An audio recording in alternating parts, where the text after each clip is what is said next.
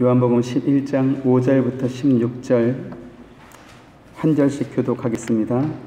예수께서 본래 마르다와 그 동생과 나사로를 사랑하시더니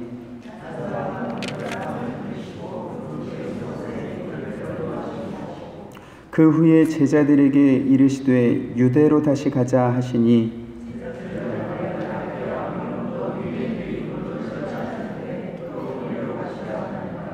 예수께서 대답하시되 낮이 12시간이 아니냐. 사람이 낮에 다니면 이 세상의 빛을 봄으로 실족하지 아니하고 이 말씀을 하신 후에 또 이르시되 우리 친구 나사로가 잠들었도다. 그러나 내가 깨우러 가노라. 예수는 그의 죽음을 가리켜 말씀하신 것이나 그들은 잠들어 쉬는 것을 가리켜 말씀하심인 줄 생각하는지라. 내가 거기 있지 아니한 것을 너희를 위하여 기뻐하노니 이는 너희로 믿게 하려 함이라. 그러나 그에게로 가자 하시니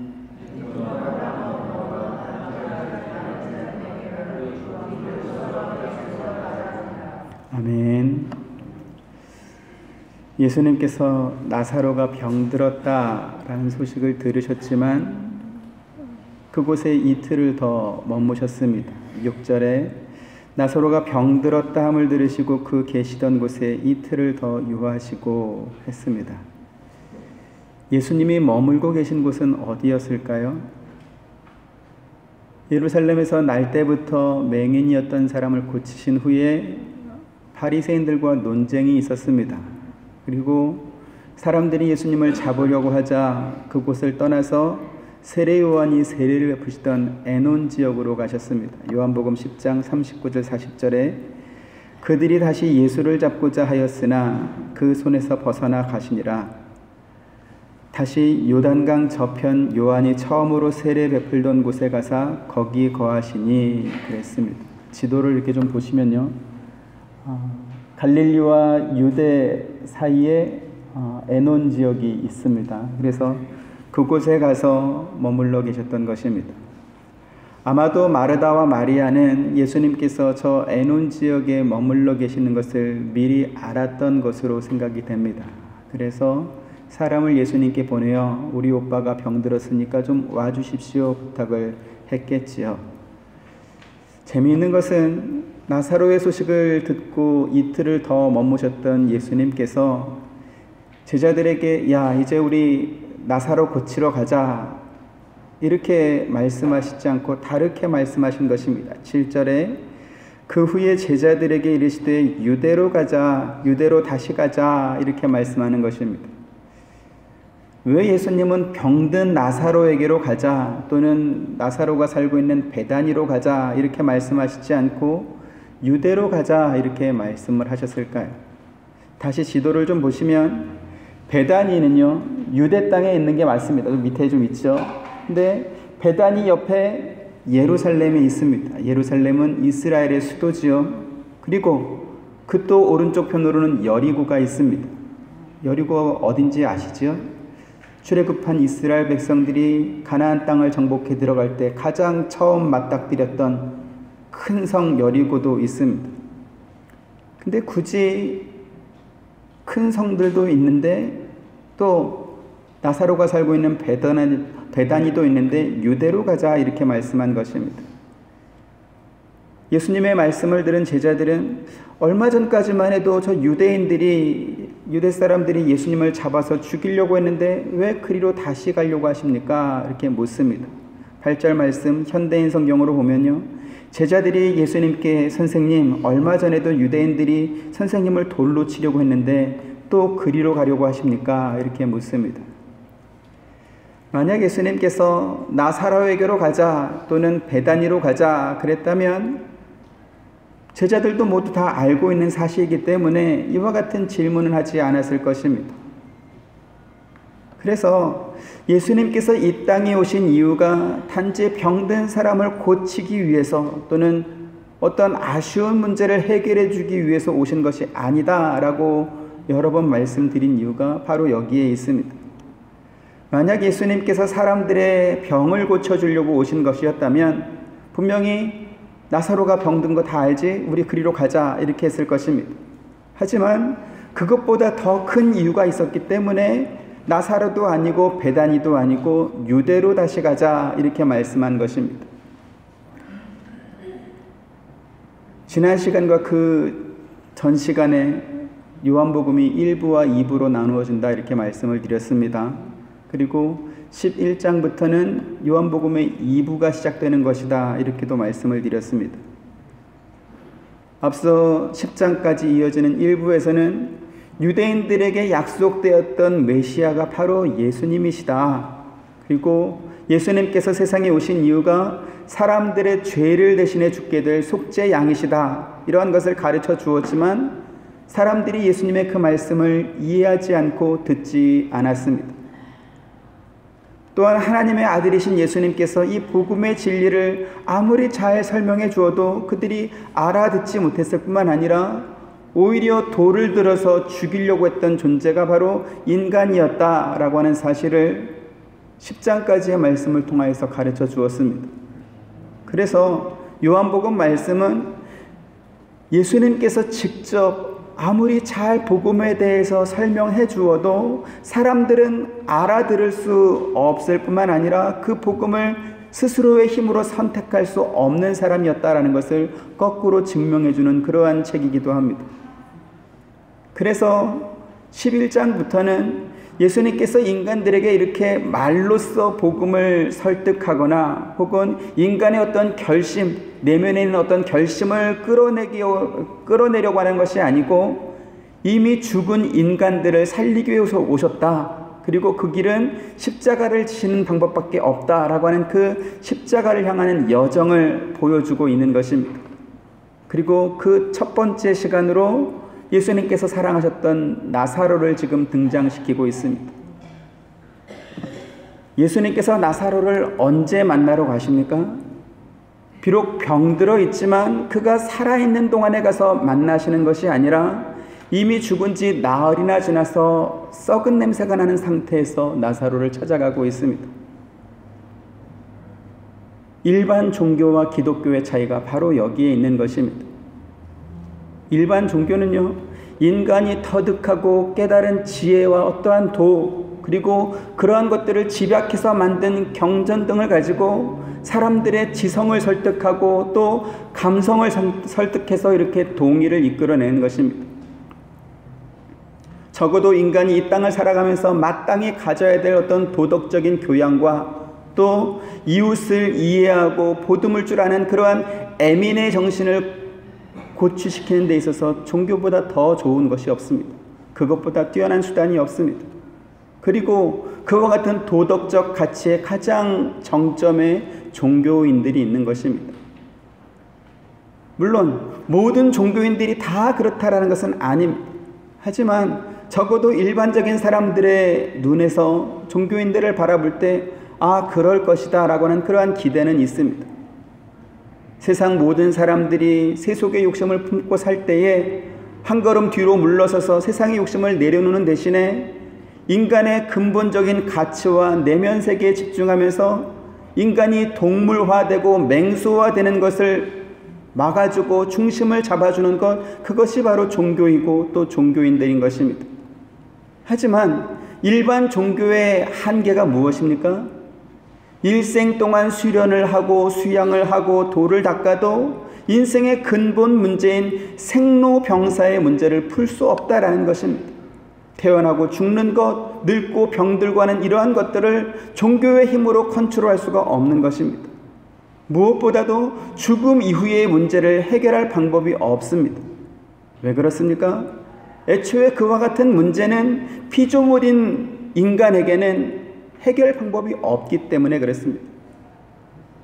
그러면 기독교는 무엇입니까? 기독교는요, 처음부터 우리 인간들은 마치 죽은 나사로와 같아서 스스로에게는 방법이 없다라는 것을 인정하고 들어가는 것입니다. 일반 종교들은 인간에게 가능성이 있다, 그 가능성을 고치시키기 위해서 이러저러한 것을 해야 된다라고 하는 것이 일반 종교라면, 기독교는 우리 인간에게는 원래부터 가능이 없었다. 왜? 애초에 죽은 자였기 때문에. 그래서 오늘 본문에서 우리가 확인하는 것처럼 예수님께서 다 죽어가는 나사로를 찾아오셔서 이 방법 저 방법 동원해가지고 끝내 고치고 말았다, 그러한 내용이 아닌 것입니다. 우리 기독교는 가쁜 숨을 몰아쉬면서 간신히 그 마지막 생명의 끈을 붙잡고 있는데, 호련히 예수님께서 나타나셔서 손을 붙잡아 일으키시니까 마치 청년처럼 벌떡 일어나게 되었다, 그래서 건강하게 되었다, 이런 식의 이야기가 아닌 것입니다. 우리들은 이미 죽은 자들이었습니다. 오늘 우리가 읽은 성경의 내용으로 표현하자면 이미 죽은 지 나흘이나 지나서 썩은 냄새가 진동하던 그러한 사람들이었습니다. 그런데 예수님께서 오셔서 그와 같은 우리를 다시 살려내신 것입니다. 어떤 사람들은 이 성경을 읽으면서 이렇게 말합니다. 예수님께서 나사로야 나오너라 이렇게 부르시니까 나사로가 나오지 않았냐? 결국 예수님께서 부르실 때 나사로가 응답했으니까 다시 살아난 것 아니냐? 이렇게 말합니다. 그런 것 같습니까? 정말 그렇습니까? 정말 나사로가 예수님의 부르심을 듣고 정신 차리고 그래서 살아난 것입니까? 예수님께서 하신 이 말씀은 죽음과 사망이라 할지라도 깨우고 일으키시는 하나님의 능력이 선포되는 그 선언이라는 것을 말하는 것입니다. 이 사실을 알지 못하면요, 이 기독교를 알지 못하는 것입니다. 은혜가 무엇인지 하나도 알지 못하는 것입니다. 교회마다 은혜 하니까 은혜는 좋은 거다 이렇게 생각할 것입니다. 물론 은혜는 참 좋은 것입니다. 그런데 사람들이 생각하는 은혜는 뭘까요? 나한테 잘 되는 것입니다. 소득이 짭짤해지고 뭔가 남는 게 있는 것입니다. 또 은혜는 뭡니까? 내 마음에 드는 것입니다. 합당한 것입니다. 감정선이 움직여서 뭔가 감동이 있다거나 눈물을 흘리기도 하고 또 웃기도 하고 전에는 깨닫지 못했던 새로운 어떤 신앙의 지식이 생기는 것입니다. 여러분, 정말 이것이 은혜입니까? TV에 나오는 각종 강연 프로그램에 나오는 그러한 강사들의 어떤 강연 내용을 들어보십시오. 하나같이 그 비슷한 은혜들이 충만합니다. 감동도 있고 눈물도 있고 웃음도 있고 새로운 깨달음들도 있습니다. 그러면 그러한 어떤 감동들과 기독교의 감동이 어떻게 다르죠? 그것도 은혜라고 말할 수 있습니까? 여러분들은 이 자리에 어떻게 나오게 되셨습니까? 여러분들의 마음에 오늘은 주일이니까 주님을 사랑하는 마음이 생기고 오늘은 가서 주의 말씀을 들어야 되겠다, 그런 갈망이 생겨서 나온 것입니까? 그렇지 않습니다. 여러분 마음에 그러한 마음들이 생겨서 나오신 것이 아니고요, 죄와 사망으로 이미 끝장난 우리들을 주님께서 살려주시고 붙잡아서 바로 이 자리까지 와서 앉혀주신 것입니다. 그래서 오늘 우리가 있는 것입니다. 죽었던 우리들이 살아났고 눈을 뜨게 되었고 귀로 듣게 되었기 때문에 우리가 예배할 수 있게 되는 것입니다. 그래서 이것을 가리켜서 은혜다 이렇게 말하는 것입니다. 다시 말씀드립니다. 나사로가 예수님께서 나오너라 부르시니까 듣고 정신 차려서 나온 것이 아니고요, 좀 이따 다시 설명을 드리겠지만 사망과 죽음이라도 깨우고 일으키시는 하나님의 능력이 그를 동굴 앞까지 이끌어 나오신 것입니다. 그래서 살게 되는 것입니다. 우리가 이 자리에 나와 있는 것도 내가 결심하고 결단하고 나온 것이 아니고 이미 죽은 자와 같은 우리들을 하나님께서 살려주시고 새 생명을 불러주셔서 이 자리에 앉힌 것입니다. 이 사실을 모르면 사람들은 자꾸 자기가 잘나서 신앙생활을 하는 거다 이렇게 착각을 합니다. 남들보다 성경 좀 많이 읽고 남들보다 기도 조금 더 오래 한다 싶으면 자기가 믿음이 좋다 이렇게 여깁니다. 또 그래도 내가 너보다는 믿음 좋다 이렇게 또 이렇게 마음속으로 이렇게 뻐기는 것입니다. 이런 예를 드리겠습니다. 하와이도 곳곳에 공동묘지가 있습니다. 그렇죠? 납교열 묘지도 있고 평매장한 묘지도 있습니다. 혹시 묘지 가보셨습니까? 아마 다 가보셨을 것입니다. 거기에 누워있는 사람들 중에서 어떤 사람이 제일 나아 보이십니까? 공동묘지에 누워있는 사람들 중에서 어떤 사람이 제일 나아 보이십니까? 물론 그 묘지석을 보면 그 사람의 이름이나 언제 나서 죽었다, 또는 이 사람이 이러한 일을 했다, 이런 것들을 알 수 있는 어떤 그런 표지들이 있겠지. 그리고 그것들을 보면 남아있는 가족들이 얼마나 잘 나가는 사람이다 하는 것도 대충 짐작할 수 있을 것입니다. 하지만 거기 누워있는 사람들은 사실 다 똑같습니다. 그렇지 않습니까? 묘지가 이만하면 더 잘났고 묘지가 요만하면 못 났고 그렇습니까? 누워있는 건 다 똑같습니다. 그러면 거기 누워있는 어느 한 사람이라도 여러분 부러운 사람 있습니까? 없습니까? 야, 나랑 저 사람이랑 바꿨으면 좋겠다. 이런 사람 있습니까? 없습니까? 왜 없죠? 왜 없습니까? 죽었으니까 없죠. 그렇죠? 그게 바로 나사로의 상태였고 저와 여러분의 상태였다라는 것입니다. 우리는 어느 날 성경 한번 읽어볼까? 그래서 내가 성경 읽다가 깨달음을 얻어서 그래서 기독교를 선택한 것이 아닙니다. 내가 여기저기 많은 종교들을 다녀봤는데 그나마 기독교가 교회가 조금 더 나은 것 같더라. 그래서 이 자리에 나와 있는 것도 아닙니다. 내가 성경 많이 읽고 기도 많이 해봤더니 예수가 구주다라는 게 내 마음에 믿어지더라. 그래서 나온 것이 아닙니다. 솔직하게 말씀드리면 사실 우리는 내가 왜 구원받았는지 잘 모릅니다. 잘 몰라요. 나사로를 한번 생각해 보십시오. 정말로 나사로가 예수님의 음성을 듣고 나온 것입니까? 앞서 말씀드렸던 것처럼 예수님께서 나사로에게 나와라 이렇게 말씀하신 것은 하나님께서 명령하시면 사망과 죽음이라도 그 경계를 깨뜨리고 또 하나님께서 죽었던 인간이라도 주님께서 원하시는 상태로 되돌려 놓을 수 있다라는 것을 말하는 것입니다. 44절에 같이 보시죠. 죽은 자가 수족을 배로 동인 채로 나오는데 그 얼굴은 수건에 쌓였더라. 예수께서 이르시되 풀어놓아 다니게 하라 하시니라 이렇게 말씀합니다. 여기 지금 보시면 죽은 자가 수족을 배로 동인 채로 나왔다 이렇게 말씀합니다. 우리나라도 죽은 사람들을 염을 때에 먼저 수의를 입히고 나서는 이렇게 배로 손발을 동입니다. 손은 몸에다가 이렇게 묶고 발은 이렇게 발목을 이렇게 묶습니다. 왜 그럴까요? 매장 문화에서 이렇게 땅에다가 매장을 했을 때 그 뼈들이 흩어지지 않고 원형 그대로 잘 있어야만 후손들에게 복이 된다. 예? 마르고 건조한 땅에 잘해서 물이 스며들거나 혹은 나뭇가지들이 이렇게 들어오지 않도록 이렇게 잘 하기 위해서 이렇게 묶습니다. 아마도 나사로도 그와 같은 경우였던 것 같습니다. 그래서 나오라 하시니까 손과 발이 꽁꽁 묶인 채로 얼굴은 수건에 쌓인 채로 그렇게 나왔다라는 것입니다. 그러면 사도 요한은 왜 굳이 이와 같은 표현을 했을까 하는 것입니다. 바로 지금 이 말씀은 동굴에 매장되었던 나사로가 예수님 말씀을 듣고 바깥으로 나올 때에 자기의 의지로 나온 것이 아니다라는 것을 지금 말씀하는 것입니다. 만약에 예수님의 말씀을 듣고 이렇게 정신을 차린 나사로가 동굴 밖으로 나왔다 그러면 제일 먼저 뭘부터 했을까요? 여러분들이 나사로다, 죽었는 줄 알았는데 예수님께서 딱 말씀하시니까 정신이 팍 돌아왔다. 그럼 어떻게 나오겠습니까? 우리의 경험칙, 우리가 이렇게 하면서 살면서 하는 그런 어떤 경험으로 본다 그러면 제일 먼저 뭐부터 하겠어요? 나가려면 손발을 먼저 풀겠죠. 그리고 수건을 이렇게 풀겠죠. 그렇죠? 그렇지 않습니까?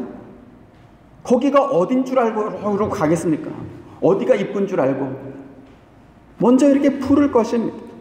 하지만 나사로가 나올 때 어떻게 나왔습니까? 처음에 매장했던 모습 그대로 나오고 있습니다. 그리고 그런 나사로를 사람들에게 말해서 풀어놓아서 다니게 하라 이렇게 말씀하고 있습니다. 이와 같은 상황을 종합해 볼 때에 우리 기독교 신앙은 나의 결심, 나의 의지, 나의 행위로 인해서 결정되는 것이 아니라는 것입니다. 죄로 인하여서 영원히 죽었던 우리가 하나님의 택하심과 은혜로 다시 살아나게 된 것입니다. 저와 여러분의 상태, 우리의 상태는 어떤 상태일 것 같습니까? 완전한 상태, 우리의 의지대로 움직일 수 있는 그러한 상태일 것 같습니까? 그렇지 않습니다. 살아났지만 여전히 우리는 묶여있는 상태와 같은 것입니다. 손발이 묶여있고 얼굴은 수건에 쌓여있는 그러한 상태다, 이렇게 보는 것이 훨씬 더 성경적이고 자연스럽습니다. 다시 말씀드려서 매장되기 이전의 상태와 똑같은 상태다. 사실 우리는 거듭나기 전과 거듭난 이유가 별로 다르지 않은 그러한 상태다라는 것입니다. 자꾸 우리 어떤 생각에 의해서 이 말씀, 이 광경을 생각해 보면 나사로가 이렇게 강시처럼 이렇게 뛰어나왔을까? 어떻게 했을까? 이렇게 생각하시는데 여러분, 그렇게 생각할 것이 아닙니다. 죽은 나사로를 살리신 하나님께서 그 나사로를 동굴 입구까지 데려올 때 나사로가 이렇게 오게 했겠습니까? 저는 그렇다라고 생각하지 않습니다. 그렇게 옮겨오는 것은 사실 어려운 문제가 아닙니다. 죽은 걸 살리는 게 어렵겠습니까? 살아난 것을 입구까지 옮겨놓는 게 더 쉽겠어요? 어떤 게 더 어렵겠죠? 뭐가 더 어렵습니까? 죽은 자를 살리는 게 훨씬 더 어렵죠. 살아난 자를 이 누워있던 곳에서 동굴 입구까지 옮기는 건 이거는 사실 일도 아닙니다. 그러니까 살아난 나사로가 거기까지 걸어왔구나, 이렇게 생각하시면 상당히 어려운 쪽으로 지금 가는 것입니다. 같은 맥락에서 거듭나지 않았던, 영원히 죽었던 우리가 거듭나서 살아나게 되었습니다. 그래서 살아났으니까 이제 우리는 완전한 자가 된 것입니까? 그렇지 않다라는 것입니다. 우리가 우리의 영이 살아나고 우리가 거듭나고 그래서 하나님을 믿게 되고 예수님을 믿게 되었지만 우리의 상태는 어떻다고요?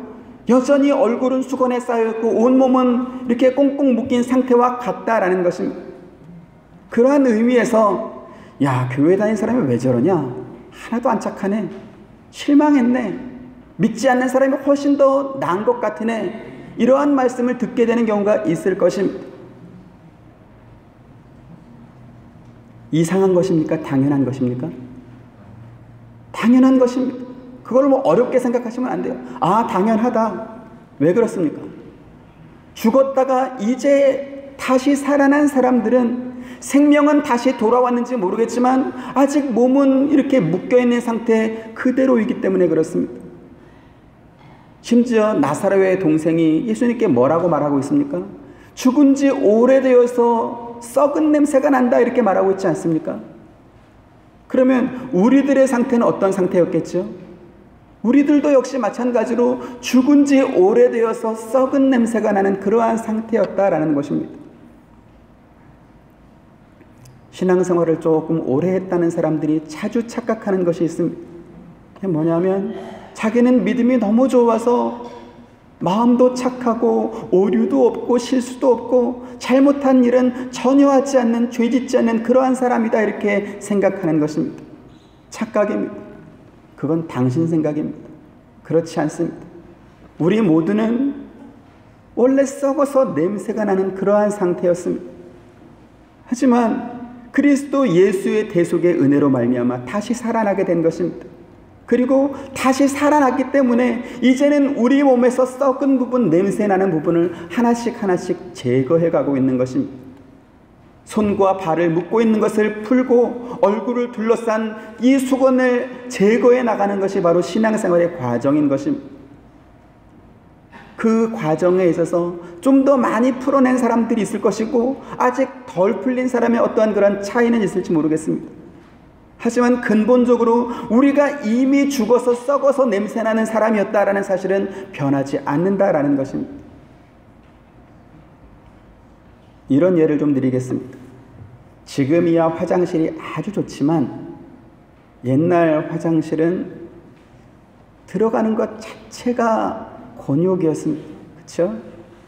아무리 깨끗이 몸을 씻고 화장을 하고 몸에 향수를 뿌렸다 할지라도 그 화장실에 들어갔다 나오면 화장실 냄새가 몸에서 났습니다. 그렇죠? 잠깐 들어갔다 나온 사람 혹은 변비 때문에 좀 더 오래 앉았어야 되는 사람의 차이는 있을지 모르겠지만, 그러나 어쨌든 화장실만 갔다 나오면 몸에서 냄새가 났습니다. 그래서 화장실 갔다 온 사람한테 야, 너 몸에서 화장실 냄새 나, 이런 말 합니까? 안 합니까? 이런 말 못 합니다. 왜요? 자기도 갔다 나오면 그 냄새 날 거기 때문에 그 정도는 다 그냥 이해하고 넘어가는 것입니다. 그렇지 않습니까? 같은 맥락에서 신앙생활하는 우리들이 지체된 성도들에게 있어서 좀 더 많은 이해가 필요한 것입니다. 동변상면 역지사지 어떤 그런 마음이 있어야 되는 것입니다. 누구나 실수할 수 있고 또는 예전의 습관을 바꾸지 못해서 어떤 드러나는 그러한 모습들이 있을 수 있을 것입니다. 썩어서 냄새나는 그러한 부분들이 남아있을 수 있다라는 것이죠. 그때 우리가 해야 될 말은 무엇입니까? 이해합니다. 저도 똑같습니다. 이러한 말을 하는 것입니다. 옆에 분들에게 말씀해 보시죠. 이해합니다. 저도 다르지 않습니다. 솔직해져야 되는, 우리가 주 앞에서 솔직해져야 되는 것이지, 나는 실수하지 않는 척, 나는 완전한 척, 나는 완벽한 척, 나는 죄 안 짓는 척, 그딴 짓을 하면 안 됩니다. 나도 실수합니다. 나도 잘못합니다. 다 이해합니다. 나 화장실 갔다 온 지 얼마 안 됐습니다. 이렇게 말을 해야, 그래야 우리가 신앙생활이 제대로 되는 것이지, 이렇게 막 째려보면서 쟤는 왜 저래 이렇게 되면 이게 신앙생활이 재미가 없어지는 것입니다. 또 한 가지 오늘 살펴보려고 하는 것이 15절 말씀 같이 또 보시죠. 시작. 내가 거기 있지 아니한 것을 너희를 위하여 기뻐하노니 이는 너희로 믿게 하려 함이라. 그러나 그에게로 가자 하시니, 앞서 예수님께서 제자들에게 다시 유대로 가자 이렇게 말씀했을 때, 예수님 얼마 전까지만 해도 유대인들이 돌로 쳐서 죽이려고 했는데 왜 다시 유대로 가려고 하십니까? 이렇게 제자들이 묻습니다. 예수님께서 11절에 이렇게 대답하십니다.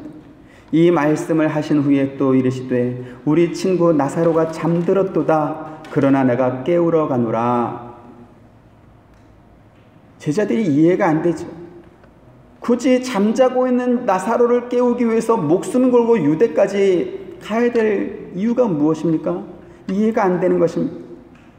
그래서 이렇게 말합니다. 12절에 제자들이 이르되 주여 잠들었으면 낫겠나이다. 나사로가 병들었다는 소리는 이미 들어서 알고 있지. 그리고 어떤 병들은 며칠 푹 쉬면서 잠 잘 자면 자연스럽게 이렇게 낫기도 하는 것입니다. 회복되기도 합니다. 그런데 예수님께서 잠들었다 이렇게 말씀한 것은 그가 죽었다라는 그러한 말이었습니다. 13, 14절에 예수는 그의 죽음을 가리켜 말씀하신 것이나 그들은 잠들어 쉬는 것을 가리켜 말씀하신 줄 생각하는지라. 이에 예수께서 밝히 이르시되 나사로가 죽었느니라. 앞서 나사로가 병들었다라는 소식을 들었을 때 예수님께서 그 병은 죽을 병이 아니다 이렇게 말씀했습니다. 4절에 예수께서 들으시고 이르시되 이 병은 죽을 병이 아니라 하나님의 영광을 위하며 하나님의 아들이 이로 말미암아 영광을 받게 하려 함이라 이렇게 말씀하셨죠. 근데 이제 와서는 나사로가 죽었다 그러시면서 이제 나사로에게로 가자 이렇게 말씀하십니다. 그리고 나사로가 병들었을 때 그 자리에 예수님께서 계시지 않았던 것, 그것이 기뻐할 일이다 이렇게 또 말씀합니다. 15절에 내가 거기 있지 아니한 것을 너희를 위하여 기뻐하노니 이는 너희로 믿게 하려 함이라. 그러나 그에게로 가자 이렇게 말씀합니다. 나사로가 죽은 것, 그리고 그가 죽기 전에 예수님께서 그곳에 계시지 않았던 것이 기쁜 이유가 무엇일까요? 여기 말씀하신 것처럼 이는 너희로 뭐 하려고요? 믿게 하려 함이라 말씀합니다. 제자들에게 믿음을 주기 위해서 이 순간만을 기다리셨다라는 것이죠. 14절, 15절, 4절 말씀과 15절 말씀을 통해서 우리가 확인할 수 있는 것은 예수님께서 무엇을 기뻐하시는가 하는 것입니다. 예수님의 생애는 두 가지로 설명될 수 있습니다. 첫 번째는 하나님의 영광을 위하는 것입니다. 그리고 두 번째로는 너희로 믿게 하는 것입니다. 이것을 예수님께서 기뻐하셨습니다. 지난 시간에 하나님의 영광에 대해서 말씀을 드리면서 하나님께서는 나사로가 걸렸던 그 질병, 그 병을 고치시는 것이 아니고 그 병의 원인이 되는 죄의 문제를 해결하는 것을 통하여서 하나님께서 영광을 받으신다, 이렇게 말씀을 드렸습니다. 또한 하나님의 아들의 영광을 받는 것은 인간의 죄의 문제를 해결하기 위해서 스스로 대속의 제물이 되는 것, 곧 십자가의 죽음을 감당하시는 것, 그것이 예수님께 영광이었다, 이렇게 말씀을 드렸습니다. 나사로가 병들게 된 것, 그래서 죽게 되는 것은 인간의 연약함에서 나오는 단순한 증상이 아닌 것입니다. 우리가 로마서 3장에서 확인했던 것처럼 모든 인간이 죄를 범하여서 하나님의 영광에 이르지 못하기 때문에 나타나는 그러한 외적인 현상이 바로 병과 죽음인 것입니다. 그래서 예수님께서 이 땅에 오신 것은 그 모든 문제의 근원이 되는 죄의 문제를 해결하기 위해서 오신 것입니다. 그래서 15절 말씀은 예수님께서 그와 같은 목적을 위하여서 이 땅에 오셨다라는 사실을 알지 못하는 제자들에게 너희들의 눈으로 이 구원의 진리를 보게 되고 확인하게 되고 깨달을 수 있는 그러한 기회가 드디어 왔다. 그래서 내가 너무나 기쁘다. 지금 이러한 말씀을 주시는 것입니다. 죽었던 나사로를 다시 살리시는 이 사건을 통하여서 예수님께서 제자들에게 주시려고 하는 것이 무엇입니까? 그들로 하여금 믿게 하는 것입니다. 무엇을 믿게 하죠? 예수께서 그리스도이심을, 메시아이심을, 구세주이심을 믿게 하는 것입니다. 신앙생활을 하는 우리들이 반드시 알아야 할 것이 있습니다. 그것은 예수님께서 무슨 목적으로 세상에 오셨는지, 그리고 우리에게 무엇을 주려고 하시는 것인지, 그리고 주님께서는 무엇을 기뻐하시는지 우리가 알아야 될 것입니다. 주님께서 뭘 기뻐하실까요? 인간관계에 있어서도 좀 더 친밀하고 특별한 관계에 있는 사람들은 그 대상이 되는 사람에 대해서 다른 사람보다 훨씬 더 많은 정보들을 알고 있습니다. 만약 남들만큼만 알고 있다 그러면 그 사람은 더 친한 사람이다, 특별한 사람이다, 이렇게 말할 수 없겠죠. 그렇다면 여러분들은 예수님에 대해서 남들보다 더 많이 알고 있는 것이 무엇입니까? 여러분들이 예수님에 대해서 가진 믿음이 다른 사람들이 가진 믿음보다 좀 더 낫다, 더 특별하다, 그런 것은 뭐가 있겠죠? 이런 예를 제가 좀 드리겠습니다. 여러분들한테 어떤 친구가 있었습니다. 그 친구를 볼 때마다 마음이 짠하고 늘 이렇게 도와주고 싶은 그러한 친구입니다. 그리고 그 친구를 도와주는 것을 여러분들이 너무나 좋아했기 때문에 그 친구가 어떤 요청을 해도 여러분들은 다 들어주었습니다. 그리고 도와주었죠. 근데 문득 이렇게 생각해 보면 이 친구는 언제나 도움이 필요할 때만 여러분들을 찾아왔지 사실 여러분 자신에게는 별로 관심이 없는 것 아닌가, 이런 생각이 이렇게 들 때가 있었습니다. 그러던 어느 날 이 친구가 다른 어떤 사람을 데리고 왔습니다. 그리고 여러분들한테 이렇게 소개를 하는 것입니다. 내 친구 누구야?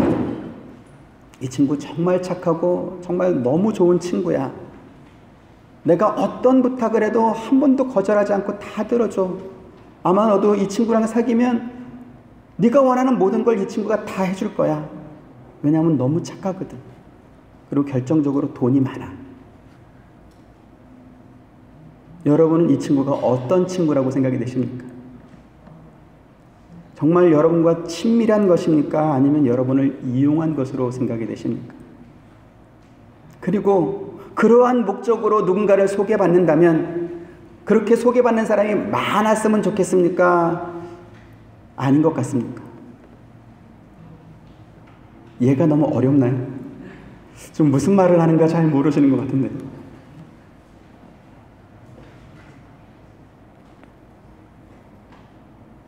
우리들이 전도라는 이름으로 사람들한테 예수님을 이렇게 지금 소개하고 있습니다.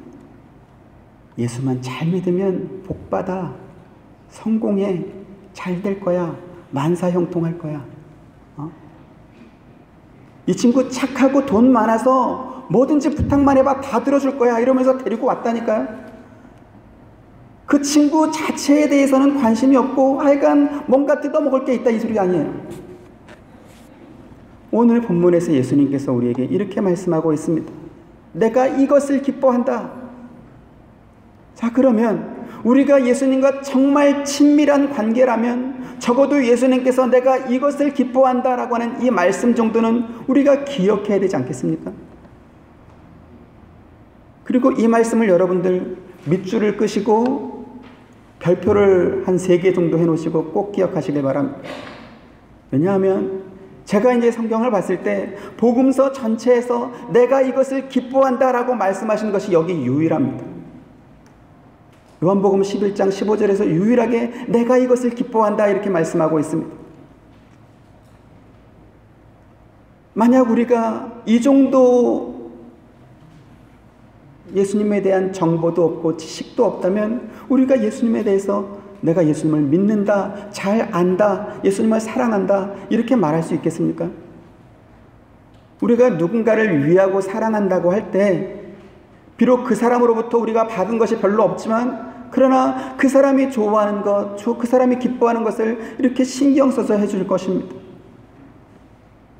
반대로 우리가 누군가로부터 그와 같은 관심을 받고 사랑을 받고 있다면 적어도 그 사람이 뭘 좋아하고 뭘 기뻐하는 정도는 알고 있어야 될 것입니다. 그리고 만약 알았다면 다른 것은 몰라도 그 사람이 좋아한다는 것, 기뻐한다는 것은 적어도 해줄 수 있을 것입니다.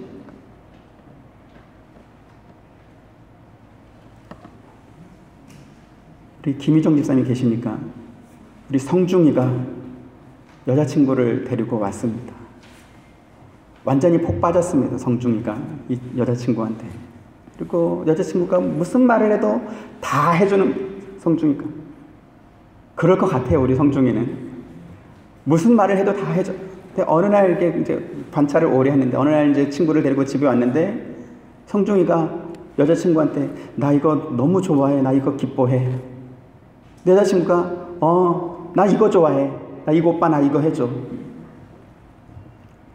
사귀면서 딱 한 번 유일하게 나 이거 좋아해 그러는데 들은 채만 채하고 자기는 이거 좋아하니까 이거 해달라 이렇게 하는 겁니다.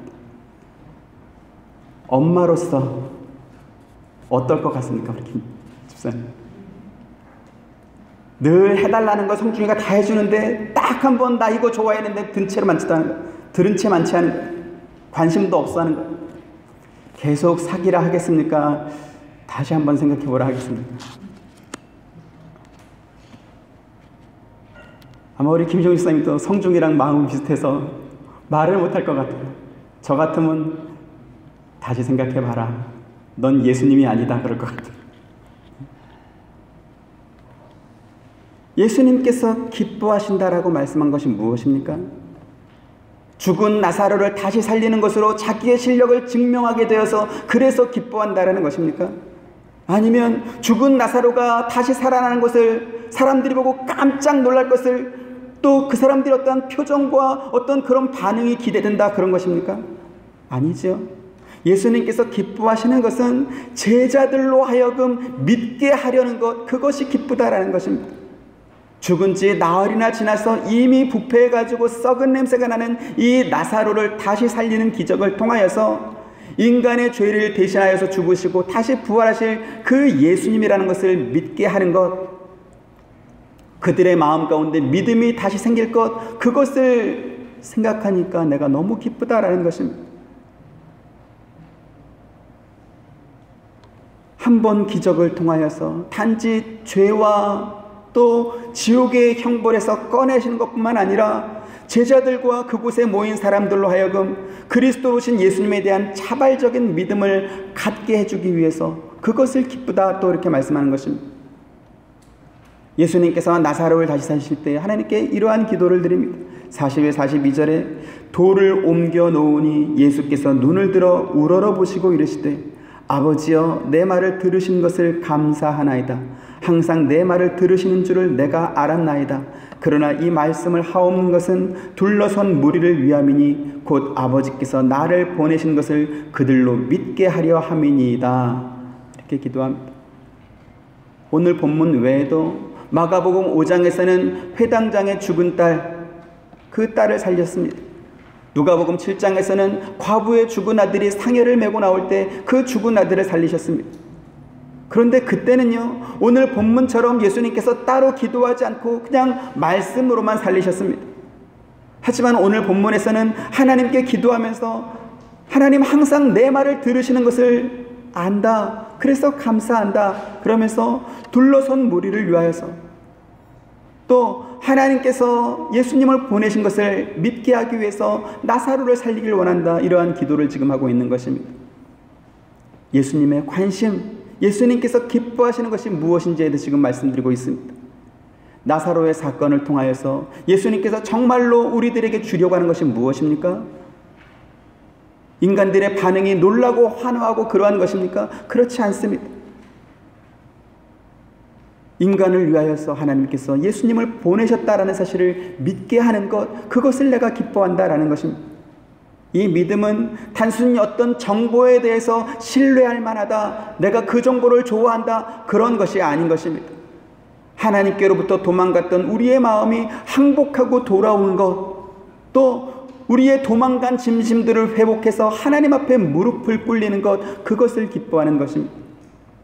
하나님께서 우리에게 이러한 차원하는 마음, 진심의 믿음을 원한다는 사실을 여러분 감사하시길 바랍니다. 왜 감사해야 될까요?